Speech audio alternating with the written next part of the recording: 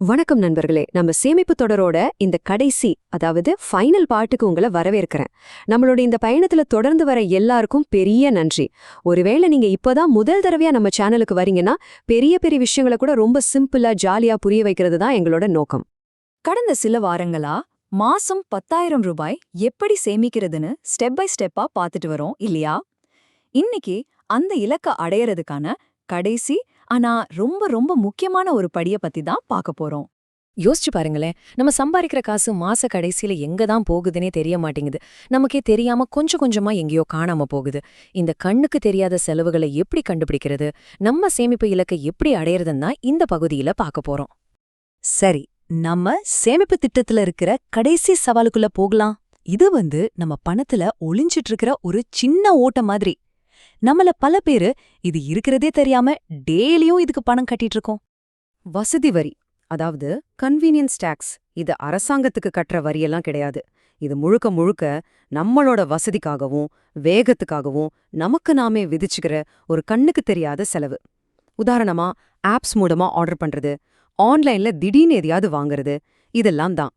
இதுக்கு முக்கிய காரணங்கள் என்னென்னு பாருங்க. உங்களுக்கும் இதுல சிலது பொருந்தும்னு நினைக்கிறேன். அதிகமா இருக்கிற டெலிவரி ஃபீஸ், நம்ம யூஸே பண்ணாத OTT சப்ஸ்கிரிப்ஷன்ஸ், அப்புறம் அவசரமா வாங்குற மளிகை பொருட்கள்னு இது எல்லாமே நம்ம பணத்தை அமைதியா காலி பண்ணிட்டு இருக்கு. ஆனா இங்க ஒரு நல்ல விஷயம் என்னன்னா, இதோட கண்ட்ரோல் முழுக்க முழுக்க நம்ம கையில தான் இருக்கு. இந்த பணக்கசிவை நிறுத்துறதுக்கு நாமளே ஒரு சிம்பிளான சுய தணிக்கை, அதாவது ஒரு செல்ஃப் ஆடிட் செஞ்சா போதும். முக்கியமான விஷயம் இந்த 3 ஸ்டெப்ஸ் தான். முதல்ல நம்மள தேவையில்லாம வாங்க தோன்ற ஆப்ஸை டெலீட் பண்ணணும். 2வது, நாம பார்க்காத பயன்படுத்தாத சப்ஸ்கிரிப்ஷன்ஸை கேன்சல் பண்ணணும். 3வது, எது வாங்குறதா இருந்தாலும் நல்லா பிளான் பண்ணி தள்ளுபடி நேரத்துல வாங்கணும். ஓகே, இந்த சிம்பிளான ஆடிட் செய்யறதுனால நிஜமாவே நம்மால எவ்வளவு சேமிக்க முடியும்? வாங்க இப்ப கணக்கு போட்டு பார்க்கலாம். இந்த ஒரு விஷயத்துல மட்டும் நம்ம கவனம் வச்சா போதும். மாசம் தோராயமா 2,500 ரூபாயிலிருந்து 3,000 ரூபாய் வரைக்கும் சேமிக்க முடியும்னு சொல்றாங்க.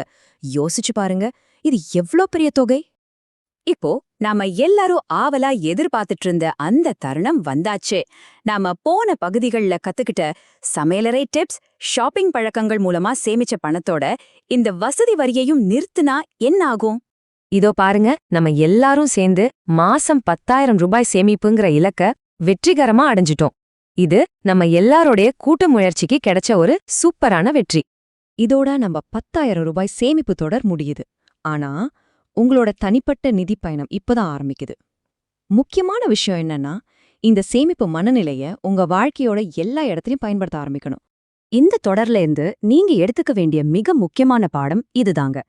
ஏதோ ஒரு பிளான கண்ணை மூடிட்டு ஃபாலோ பண்றதை விட உங்க சொந்த செலவு பழக்கங்களை நீங்களே நேர்மையா ஆராய்ந்து பாத்தீங்கன்னா உங்களுக்கான சிறந்த சேமிப்பு வழிய நீங்களே கண்டுபிடிச்சிடுவீங்க. அதுதான் உண்மையான வெற்றி.